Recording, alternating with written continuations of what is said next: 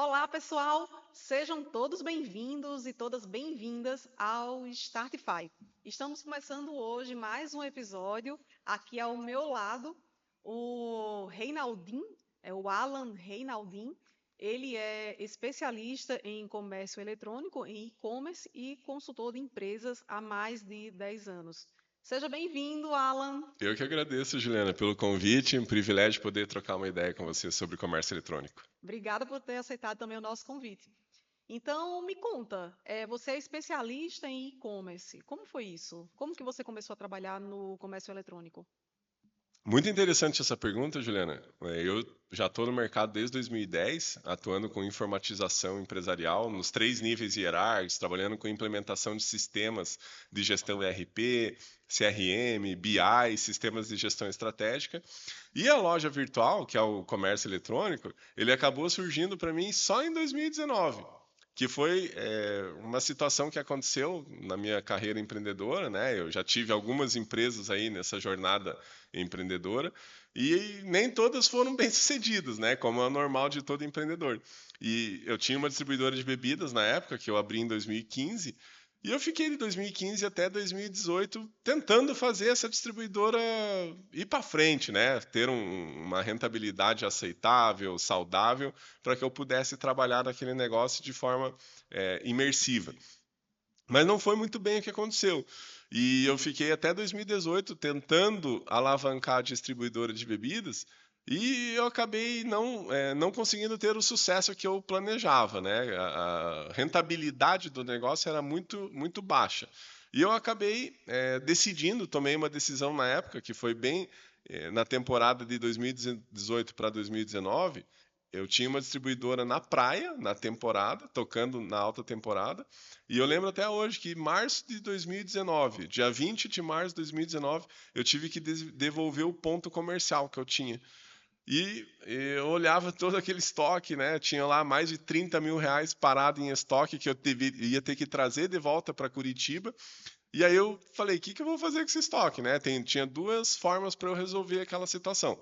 Ou eu bebia todo o estoque e morria de cirrose no fígado, ou eu encontrava uma forma de vender esse estoque. E a forma que eu encontrei de vender, em virtude depois de eu ter passado ali por 3 anos patinando, visitando lojas físicas, batendo de porta em porta, e vendia, só que virava tudo em despesa. E aí, em 2019, eu decidi que eu não queria mais aquele modelo de negócio. E foi aí que eu comecei a estudar muito sobre o comércio eletrônico, como criar uma loja virtual, para resolver a minha própria necessidade na época, que era vender aquele estoque que tinha sobrado da alta temporada.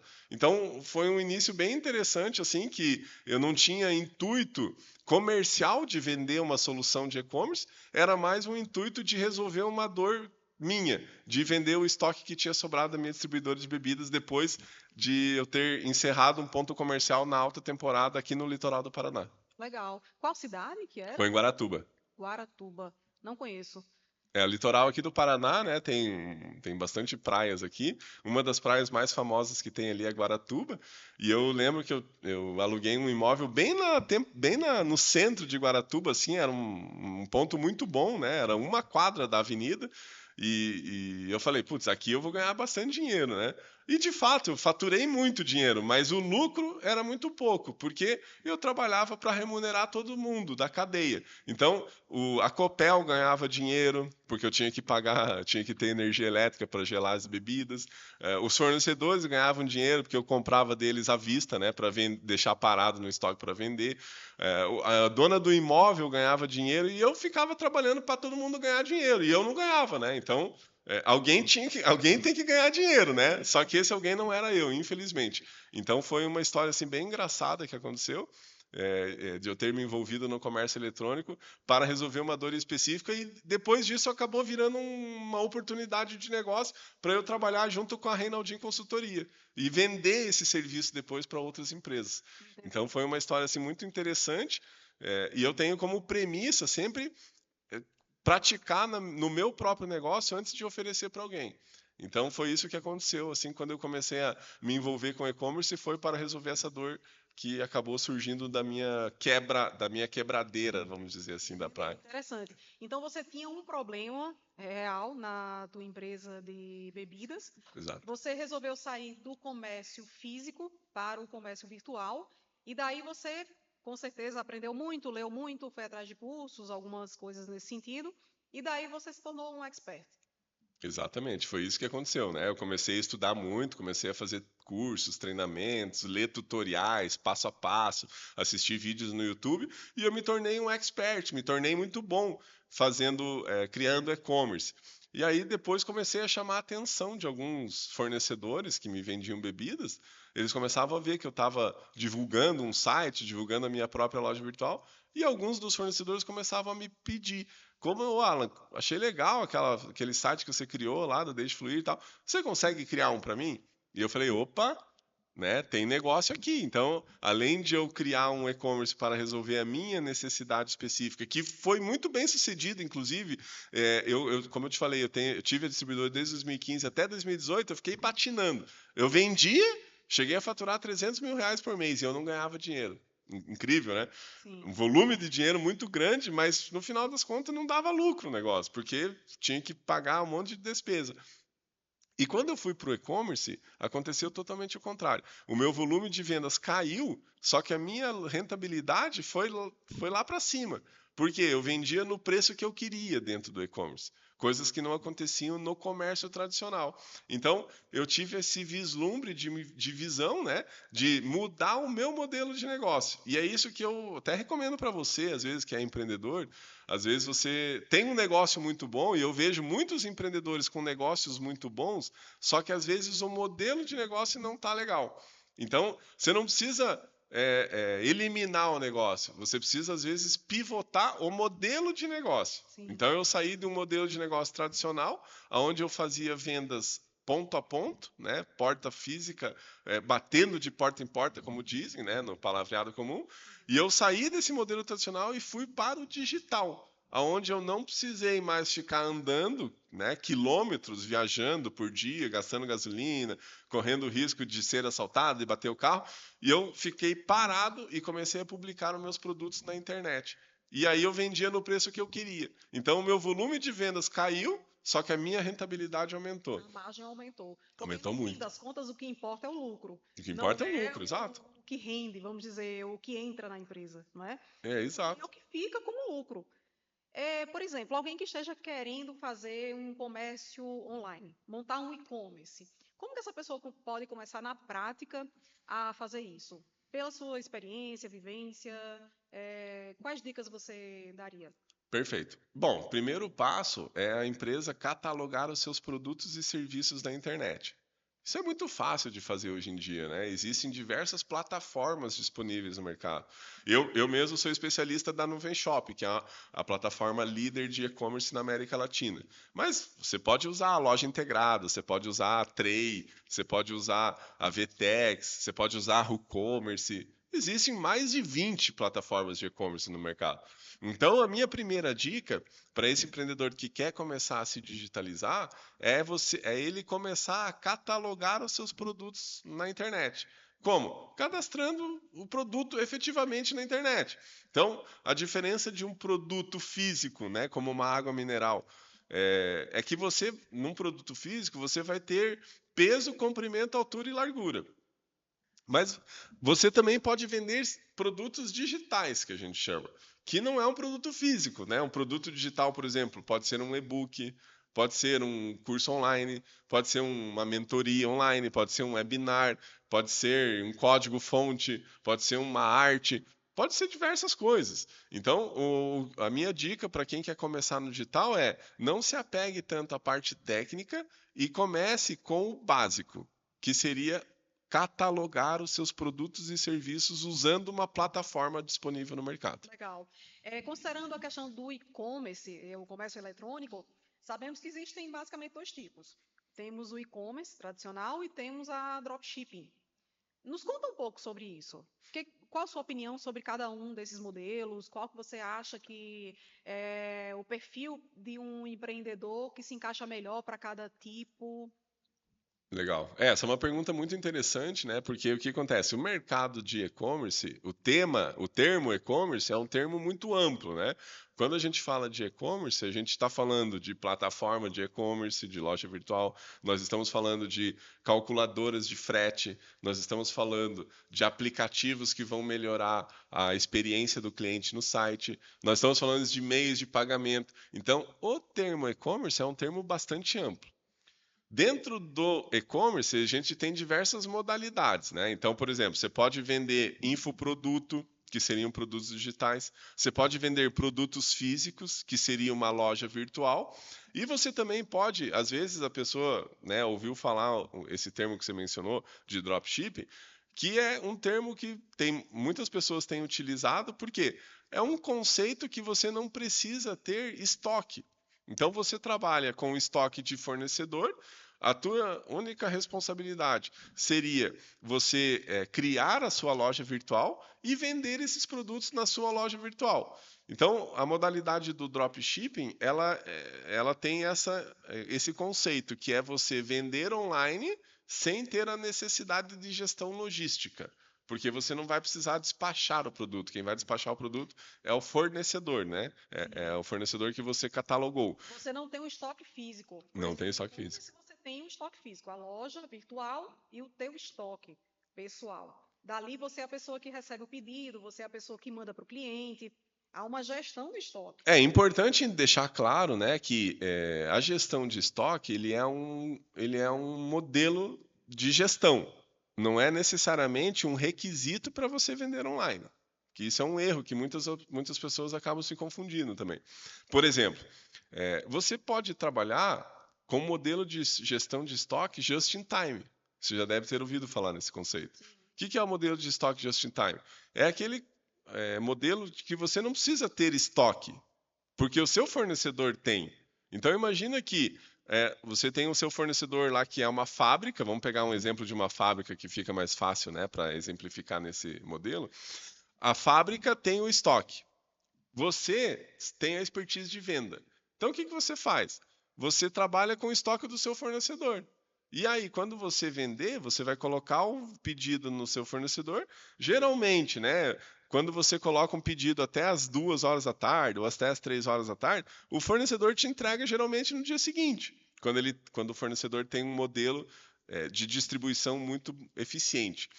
Então você trabalha com o estoque do seu fornecedor. Esse é um conceito de gestão de estoque, né? Então é importante deixar claro que o modelo de gestão de estoque ele não é um pré-requisito para você vender online.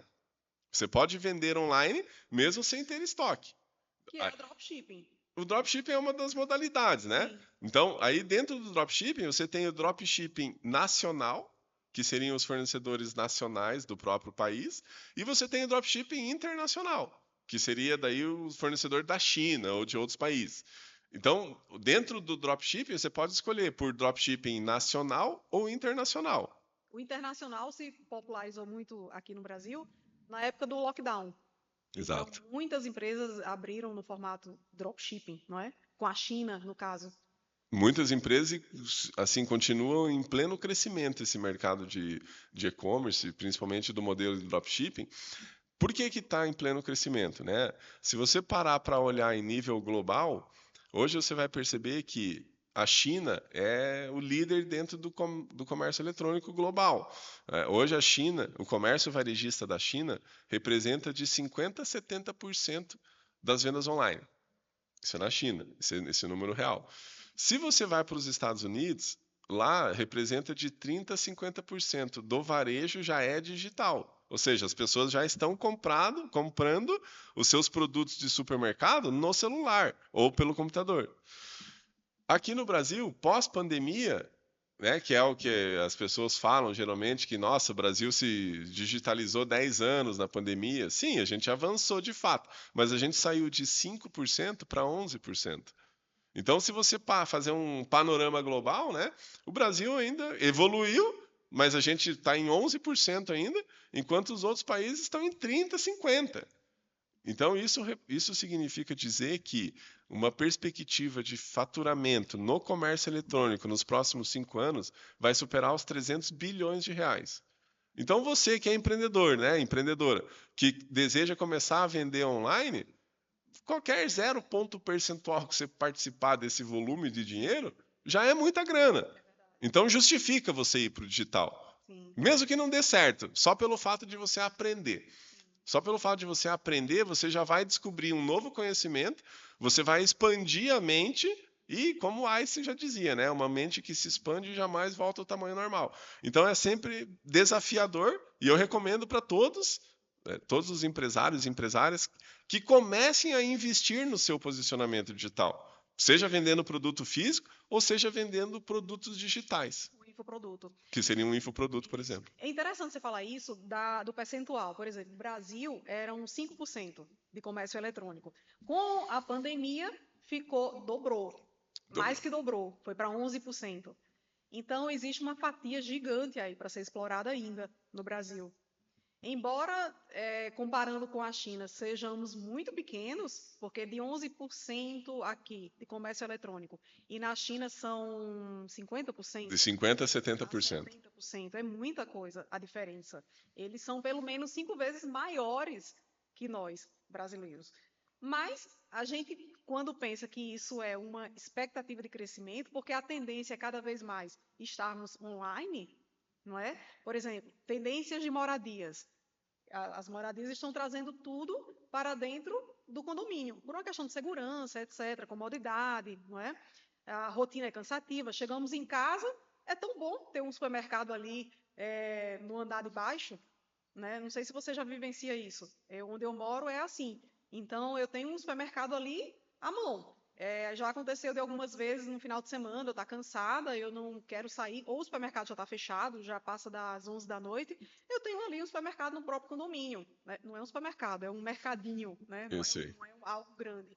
Mas não deixa de ser ali, não é um comércio eletrônico, mas no sentido de que é algo que é eletrônico, é feito via aplicativo.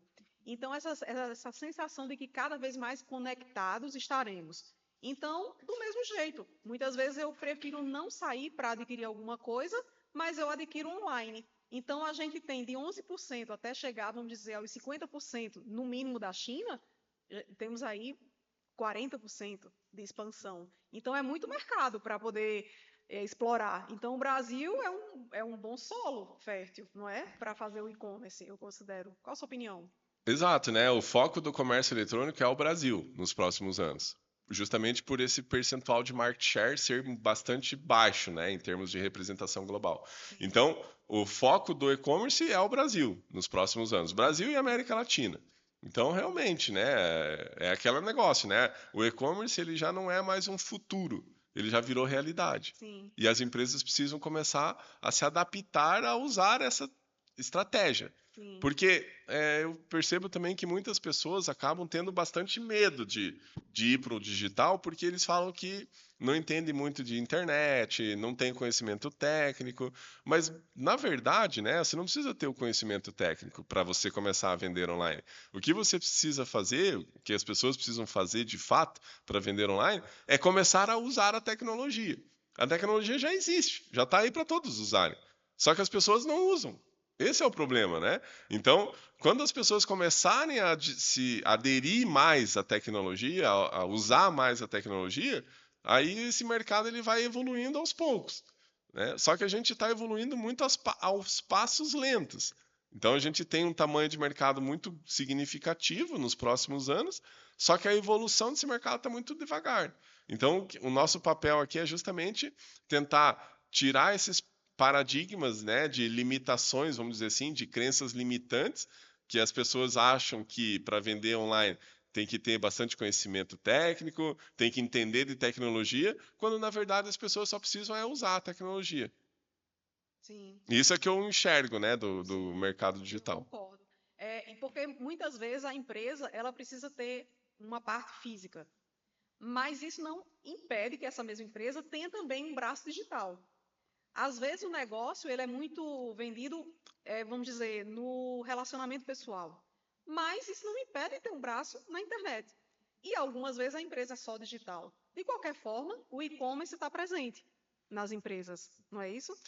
Então, pegando até esse complemento que você mencionou, uma das coisas que eu percebo muito no mercado comércio varejista, vamos dizer assim, que é onde eu estou bastante inserido, eu vejo muitas empresas que têm a sua loja física e começam a criar a sua loja virtual. Só que acontece um erro nesse caminho, que as pessoas querem tratar as coisas separadas.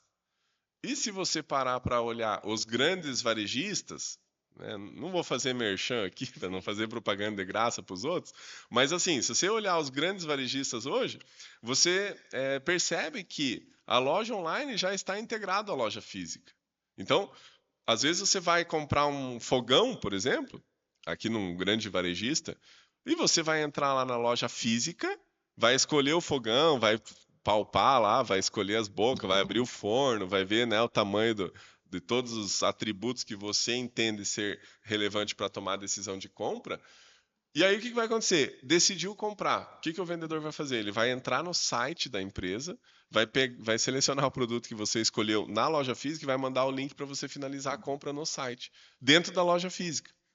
Então, isso se chama um conceito de omnichannel, que muitas pessoas já devem ter ouvido falar, mas não sabem na prática o que é de fato. E o que é de fato é isso, é integrar a loja física com a loja online. Então, esse é um dos grandes desafios que a gente olha no mercado de e-commerce, que é justamente essa percepção. Porque ainda as pessoas querem tratar as coisas separadas. Ela quer tratar a loja física, loja online. Quando a grande oportunidade é você unir os dois. É aí que você vai alavancar o negócio. Sim, bem interessante isso que você falou.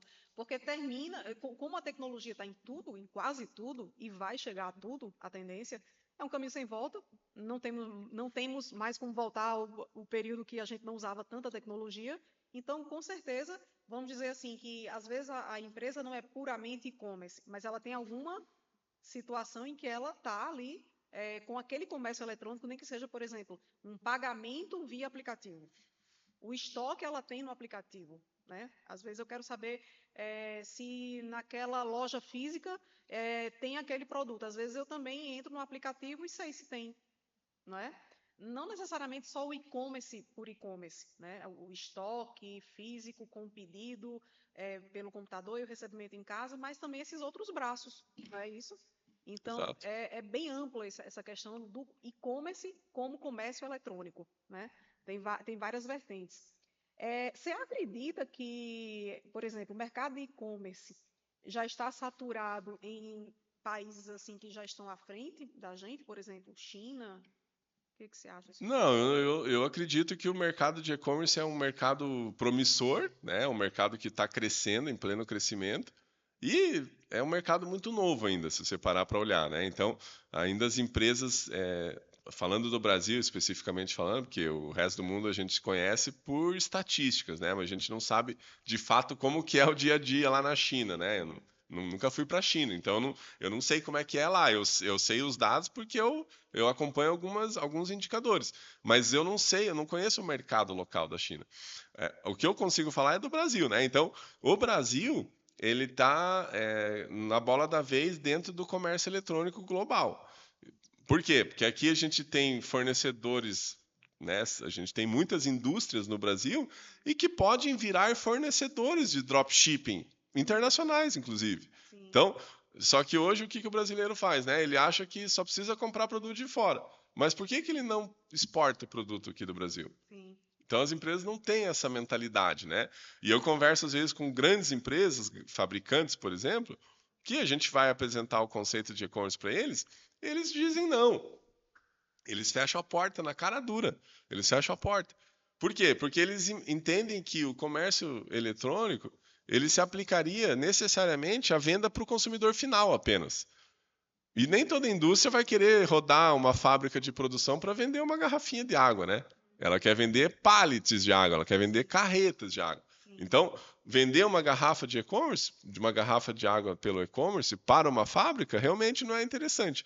Mas ela pode ser fornecedor de dropshipping nacional para outras distribuidoras de bebidas, por exemplo, que têm loja online, tem várias, porque elas possam pegar aquele produto da fábrica e distribuir o produto também no e-commerce dela. Exatamente. A questão da dropshipping que está crescendo, que é basicamente um e-commerce sem estoque físico, você somente administra, faz a gestão do estoque do fornecedor, às vezes quem faz dropshipping sente uma carência sobre os fornecedores.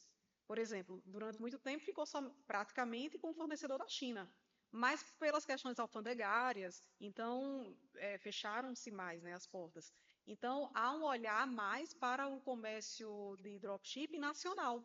Mas cadê os fornecedores de dropshipping nacional? Temos, obviamente, mas talvez se tivéssemos mais, o próprio dropshipping no Brasil teria mais desenvolvimento, cresceria mais, não é?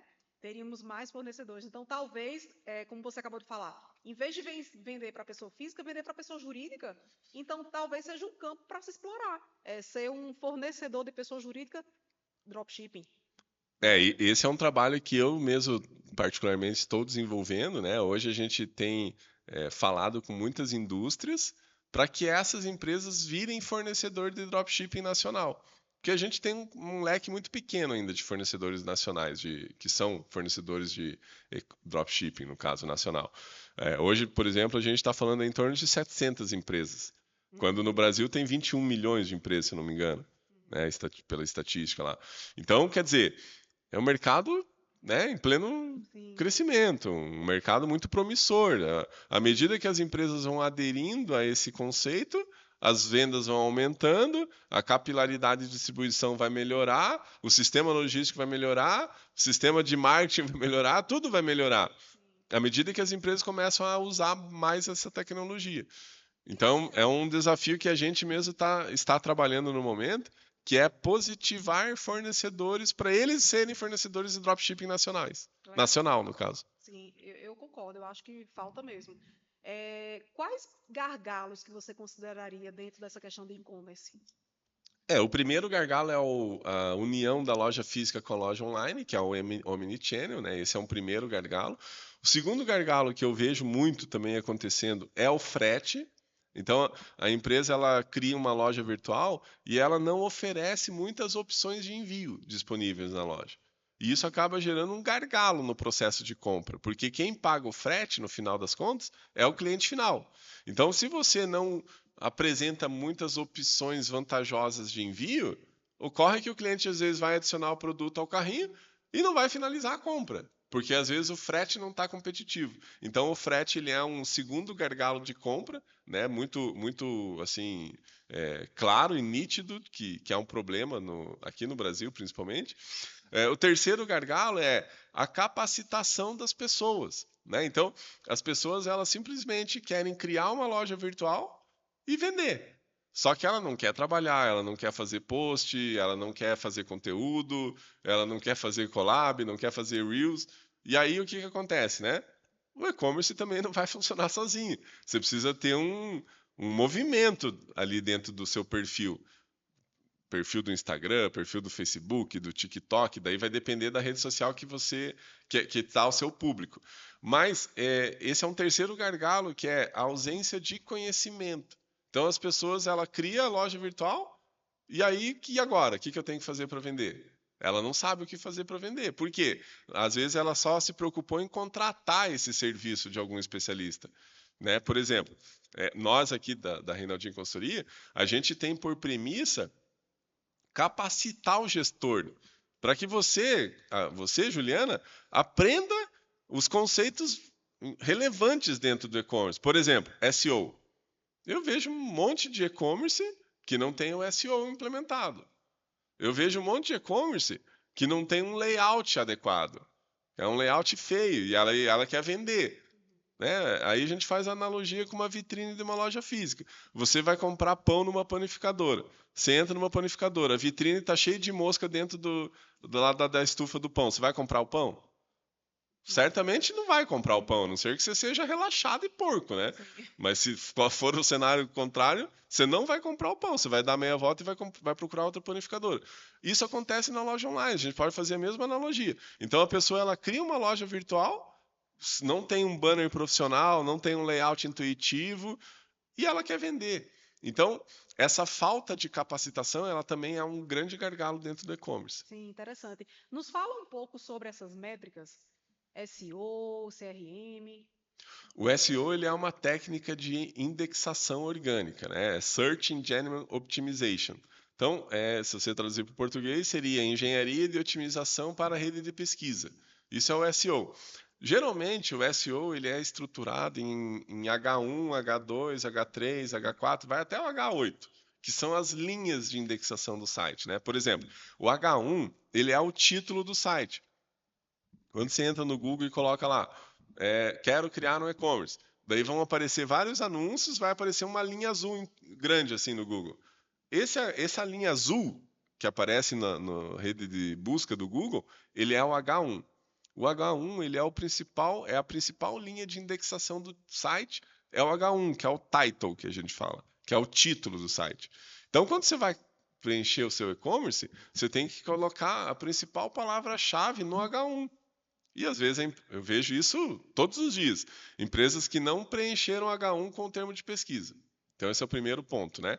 O SEO ele vai descendo até o H8, como eu falei. Mas H1, H2 e H3 são os principais em termos de indexação. Então H1 é o título do site, H2 são os títulos das categorias e subcategorias, e o H3 são os títulos dos produtos. Você preenchendo esses 3 tópicos, você já vai ter uma indexação de SEO muito acima da média, acima dos seus concorrentes. Então, esse seria o primeiro ponto. Segundo ponto, né? Você ter as métricas consolidadas. Por exemplo, eu vejo e-commerce que não instalou o Google Analytics no site. O Google Analytics é uma ferramenta para você mensurar os dados do seu e-commerce. Quantas pessoas estão acessando, qual foi a receita total, quantas compras teve, total de usuários únicos, novos usuários e assim por diante, taxa de conversão. Então, quando você cria uma loja virtual, é importante que você coloque lá o Google Analytics e o Pixel do Facebook para que você possa consolidar as principais métricas de gestão. Essas são algumas das métricas, né? Mas quais são as principais, assim, no meu ponto de vista? A principal é o CAC, que é o custo de aquisição ao cliente, custo de aquisição do cliente, e o LTV, que é o Lifetime Value. Esses 2 indicadores são os principais. Por quê? Porque o CAC ele está relacionado na aquisição do cliente. E o LTV ele está relacionado na retenção do cliente, que é fazer aquele cliente que você adquiriu a primeira vez voltar a comprar mais vezes com você. E esse é um ponto interessante, Juliana, porque o lucro do e-commerce ele está justamente na recompra, não na aquisição. Então eu fico vendo assim, são cada coisa que a gente vê aí no mundo tradicional, que eu fico vendo muitas empresas que só querem adquirir cliente. Não, preciso adquirir cliente. Ok, você já tem uma base de 500 clientes. Como é que você está se comunicando com esses clientes? Da pessoa, putz, mas tem que se comunicar. Então, são pontos assim que eu percebo que as pessoas não enxergam, né? Às vezes ele tem um tapume lá na frente do olho que ele só olha a aquisição de cliente, mas ele não olha a recompra. E quando a gente fala de metodologia de growth para e-commerce, a gente tem que falar de aquisição, nós temos que falar de engajamento, nós temos que falar de retenção e de crescimento viral. Então, são 4 pilares que você precisa desenvolver para você poder fazer o seu e-commerce decolar, de fato, crescer no piloto automático, ter vendas todos os dias, né? Ter lucro. É assim que o lucro do e-commerce está na recompra, tá? Que é o LTV. Então, para mim, são esses 2 principais indicadores que você tem que olhar: custo de aquisição de cliente e LTV, que é quanto que o cliente está deixando para você ao longo do tempo. E aí, se você faz a divisão do LTV pelo CAC, você vai ter a relação de quanto que, para cada R$1 investido em aquisição de cliente, quanto que esse cliente te deixa em dinheiro monetário. Então, se você tem uma relação LTV sobre CAC, que seria LTV divididos por CAC, acima de 3, a gente consegue concluir que o e-commerce ele tem uma saúde financeira muito boa, né? Isso já partindo da premissa que esse e-commerce ele já tem todos os dados consolidados, né? De custos variáveis unitários, custo variável do produto, despesas fixas, custos com agência, etc. Porque o CAC ele precisa ter todos esses custos, senão eu vou ter o CAC errado. E as pessoas usam o CAC só com o valor que foi investido em ads, mas ela não usa as outras despesas que a empresa tem de e-commerce, como agência, plataforma e tal. Então, todos os custos você tem que dividir pela aquisição de cliente, para você ter o CAC real.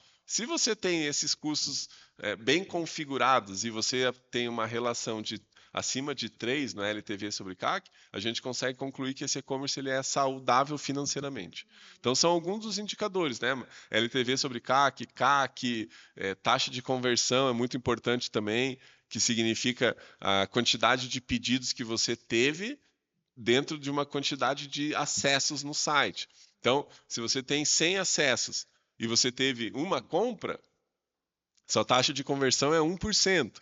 Né? Então, isso é bom. Né? Tem e-commerce que tem taxa de conversão de 3%. Isso é excelente. Tem e-commerce que tem taxa de conversão de 10%. Aí a pessoa está fazendo um trabalho muito bem feito. Né? Agora, aquele... Como? Está colhendo. Ela está fazendo, ela está colhendo mérito, exatamente. Agora, quando você tem uma taxa de conversão abaixo de 1%, aí você precisa ter atenção.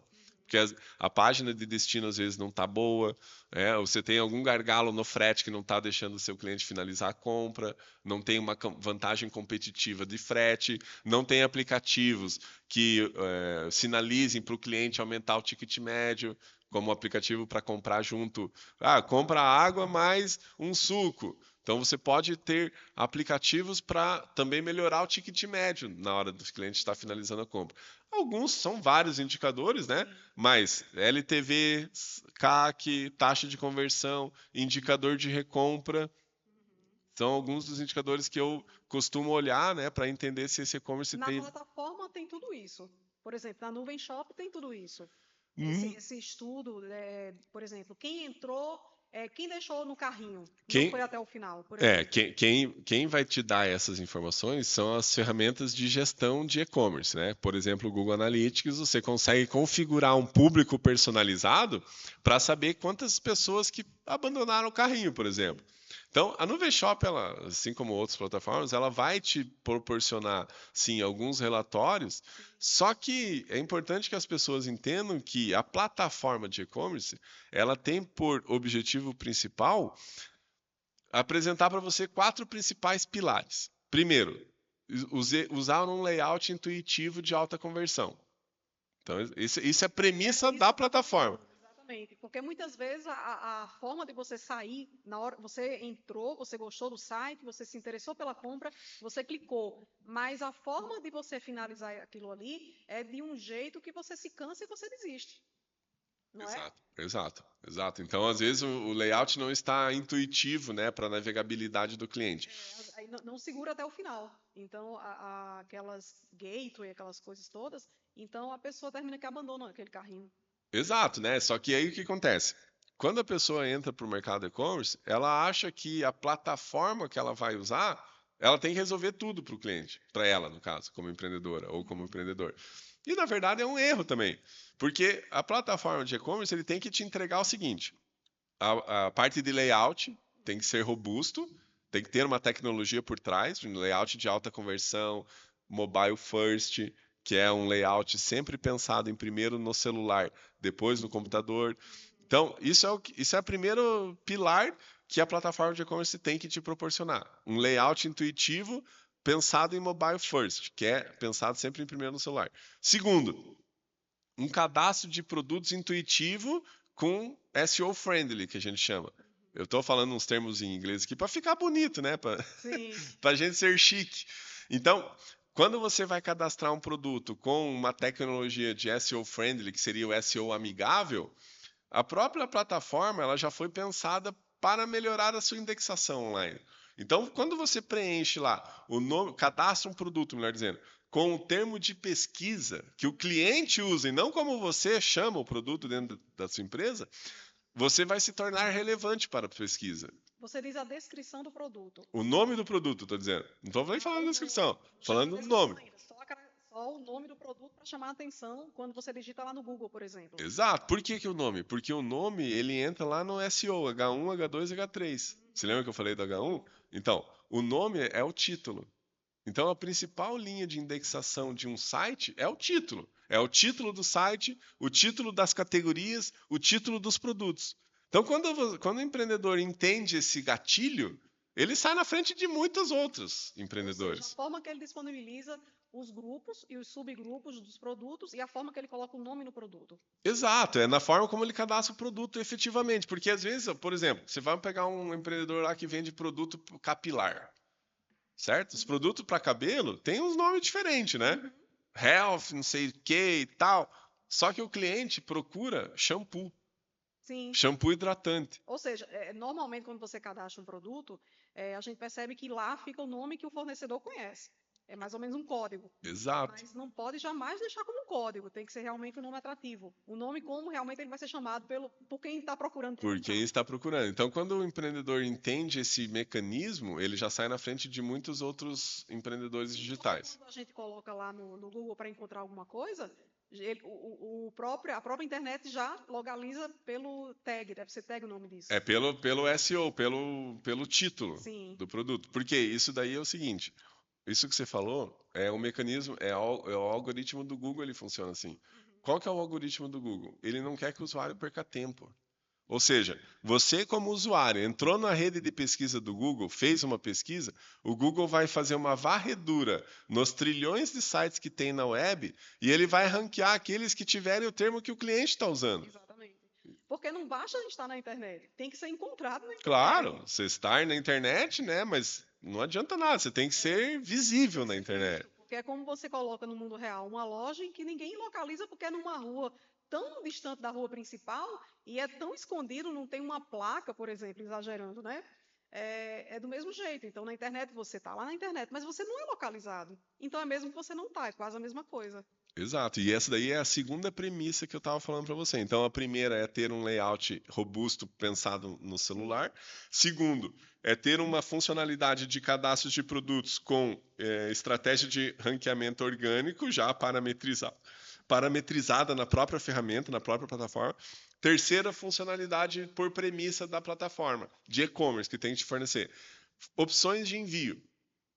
Então, a plataforma ela tem que te oferecer integração com correio, com Cangu, com melhor envio, com Jadlog, com as opções de transportadores de transportes disponíveis. Quanto mais, melhor. Então, isso é a premissa da plataforma. Considerando que o Brasil é imenso, às vezes, para uma região é melhor um tipo de envio do que outro. Exato, e também vai depender pela dimensão do produto, né? Por exemplo, bicicleta. Bicicleta é um produto que ultrapassa as dimensões mínimas dos correios. Então você não vai conseguir usar os correios para vender uma bicicleta.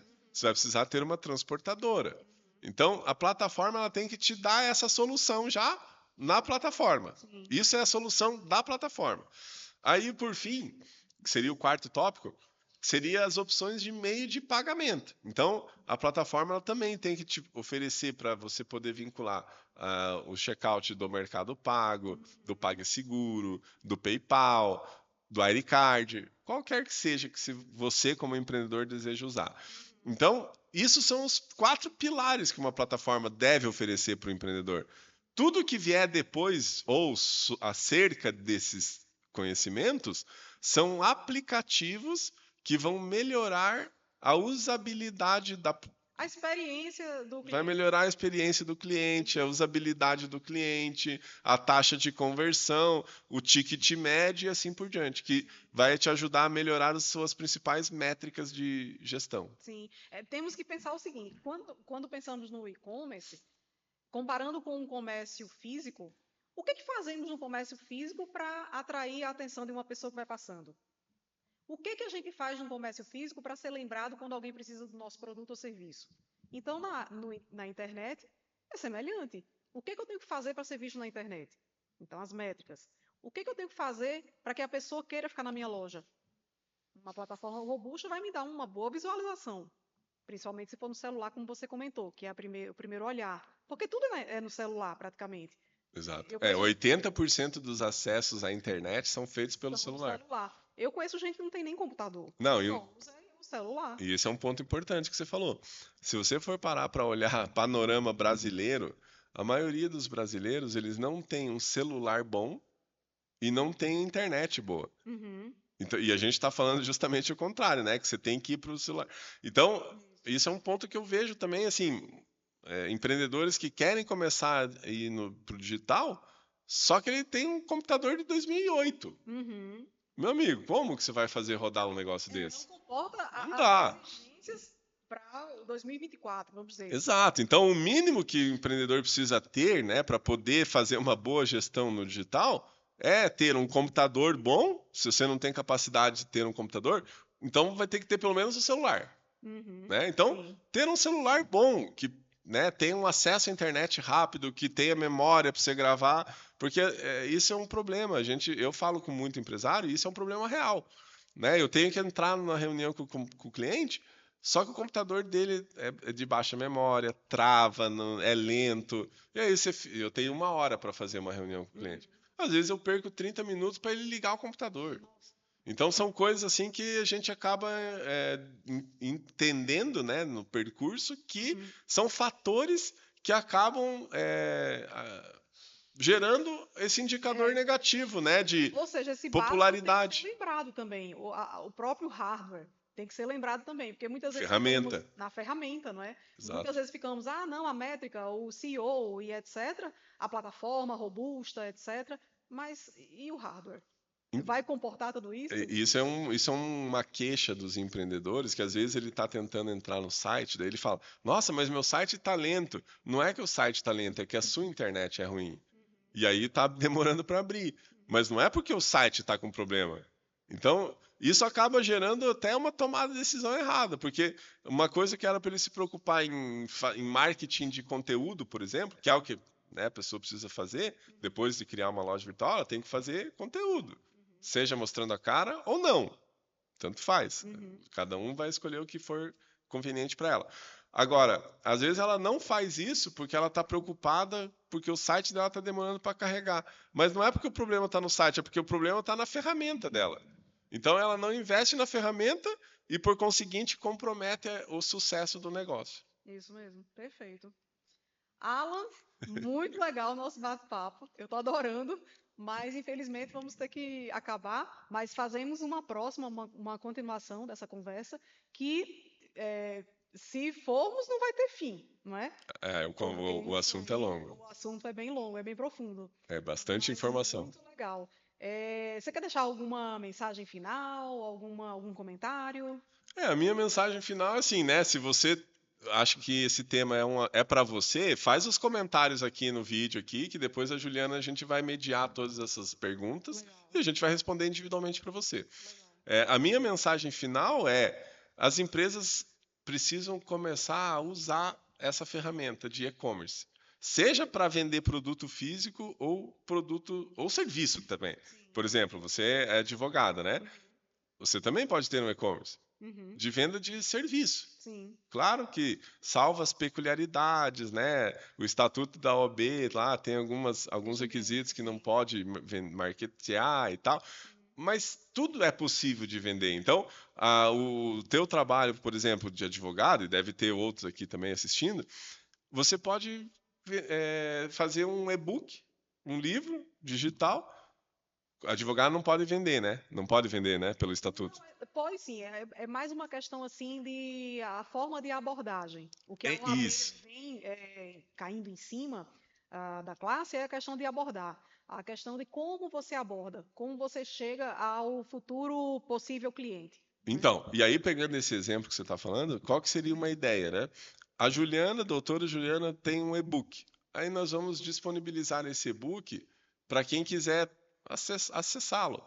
E aí, para você acessá-lo, você vai ter que deixar seu nome, seu e-mail e seu telefone. Sim, uma forma de captar um Aí contato você capta para o que. lead. Isso, um lead. Isso dá para você fazer também usando a tecnologia. Sim. Então, tanto para produto quanto para serviço, pode ser usado no e-commerce. E essa é a minha recomendação para quem estiver assistindo, né? Comece a usar, experimente, comece a catalogar seus produtos e serviços. Se você quer ter um acompanhamento especialista, chama nós aqui, a gente pode te ajudar também, né? Para caminhar Chama o junto. Reinaldinho. Chama o Alan Reinaldinho, pô. Tem aqui, ó, Reinaldinho Consultoria. Entra no site reinaldinho.com.br, lá você vai conhecer um pouquinho mais sobre o nosso negócio. Você vai ver que o nosso site de serviço é um e-commerce. Sim. Né? Esse e-commerce de venda de serviço, só no e-commerce eu já faturei mais de 150 mil reais esse ano. Só no meu e-commerce de serviço. Então, quer dizer, se eu posso, qualquer pessoa pode. Uhum. Né? Porque eu também passo por dificuldades igual todo mundo. Eu já quebrei 2 vezes. Uhum. A gente não explorou isso aqui, mas tudo que eu faço hoje é porque eu não tive sucesso em alguma coisa ou porque alguém disse para mim que não dava para fazer. Sim. Então, é isso. Tudo dá para fazer. E você também tem que colocar a mão na massa para você experimentar, para você descobrir novas funcionalidades, novas estratégias e expandir a mente. Isso mesmo. Porque uma Perfeito. mente que se expande jamais volta ao tamanho normal. Isso daí é lá da filosofia do Einstein. É Eu gosto de ter essas frases assim que eu tenho algumas frases que gravam muito na minha cabeça, né? E uma das minhas frases preferidas, que é a minha filosofia de vida até, é a filosofia do Jack Ma. Não sei se você já ouviu falar. Talvez eu conheça, mas pelo nome não. O Jack Ma é o dono da Alibaba, né? Bilionário aí, tá. Agora tá escondido até, ó. Jack Ma. Não sei onde que tá esse homem. Mas, enfim, ele tem uma frase que, pra mim, assim, quando eu escutei, falei, nossa, antes era outra, agora virou essa, como principal. Ele fala assim, ó, eu não sei nada sobre muitas coisas. Essa é a minha mensagem final que você me pediu. Eu não sei nada sobre muitas coisas. Eu contrato pessoas melhores do que eu em determinadas áreas e o meu papel é fazer as pessoas trabalharem juntos. Perfeito. Então, essa é a minha mensagem final. Você não precisa saber tudo e nem perca tempo com isso. Exatamente. Você, na verdade, você vai descobrir que você não sabe nada. O que você vai ter que fazer é contratar pessoas melhores do que você em determinadas áreas e você vai ter que fazer as pessoas trabalharem juntos. Exatamente. É como uma orquestra. Cada um, por exemplo, comparando com uma orquestra, nós temos lá, um é violonista, toca violão, o outro toca, acho que o baixo, o outro violoncelo e por aí vai. E um bom maestro, ele faz a harmonia entre todos esses instrumentos. Exato. Cada um faz a sua especialidade, cada um é, vamos dizer, perito em alguma coisa, e juntando essas pessoas que são especializadas em cada área, juntando tudo, todos vão mais longe. O conjunto final é que é uma sinergia, não é? Então a gente vai muito mais longe do que se, com certeza, quiser a pessoa sozinha abarcar o mundo. É impossível. Ninguém tem como saber tudo. Nunca vai ser possível. Ainda mais na época de hoje, que a gente tem um volume estratosférico de produção de informação e de conhecimento. Então, realmente tem que ser juntar as forças de cada um, de cada pessoa, vamos dizer, numa equipe, e daí, com essa junção de forças, todos vão mais longe do que iriam se fosse sozinho, né? Exato. Nesse contexto de equipe, né? Uma frase que eu gosto muito também, eu tenho como premissa na minha vida, que é assim, sozinho nós somos fortes. Então, eu sou forte, Thiago é forte, você é forte, todo mundo tem o seu ponto forte. Só que juntos nós seremos imbatíveis. Imbatíveis, Ninguém isso bate mesmo. quando você está junto, entendeu? Porque sempre alguém sabe alguma coisa que a gente não sabe. Exato. Sempre alguém precisa de alguma coisa que a gente sabe. Então é essa troca, né? No fim termina na sinergia. Alan, adorei. Foi bom a Vamos nossa conversa aí? voltar a conversar mais, espero, no próximo momento. Conversamos aí para marcar uma próxima oportunidade. Obrigada por estar aqui com a gente. Obrigada pelo convite. Eu que agradeço, muito obrigado pela atenção, pela presença aqui também, e foi um prazer poder trocar uma ideia com você sobre o contexto de e-commerce. Espero que mais pessoas possam usar esse mecanismo no futuro e vir com bastante dúvidas aqui para a gente esclarecer. Foi bem rico. Foi uma conversa bem enriquecedora, né? Eu aprendi bastante aqui também. Legal. Gente, obrigada por estar com a gente e espero que vocês tenham gostado do nosso bate-papo. Curte e se você achar que vale a pena, compartilha também com mais pessoas. Às vezes uns amigos, familiares estão querendo aí saber mais um pouco sobre e-commerce. E temos aqui o Reinaldinho também, que está à disposição. E se quiserem deixar perguntas nos comentários, estaremos aqui para responder todas. Coloca as perguntas aqui nos comentários aqui que a gente vai responder individualmente para vocês. Tchau, gente. Até o próximo episódio do Startify. Um abraço.